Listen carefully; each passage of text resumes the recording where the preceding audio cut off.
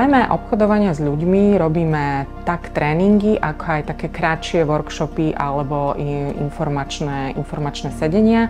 Tréningy sú určené najmä pre profesionálov, ktorí pracujú s touto témou, či už sú to napríklad policajti, inšpektori práce, môžu to byť aj učitelia a ľudia tzv. Prvého kontaktu, ľudia z pomáhajúcich profesií. Obeťou sa môže stať naozaj každý, či už úžasná pracovná ponuka pred letnými prázdninami, alebo naopak zložitejšia životná situácia, kedy človek si nestihne odkontrolovať a preveriť to, kam sa chystá vycestovať, za akou pracovnou ponukou, môže viesť, že sa človek a naozaj každý človek dostane do takejto situácie.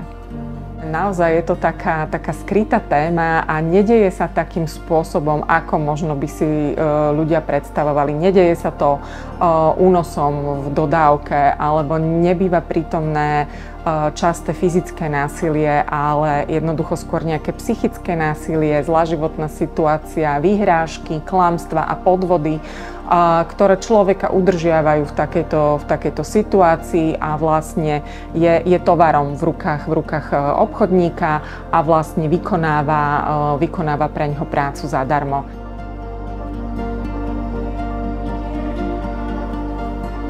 Pracujem vlastne s ľuďmi, ktorí sú, hlavne so ženami a s deťmi, ktorí sú vlastne týraní, zneužívaní, zanedbávaní.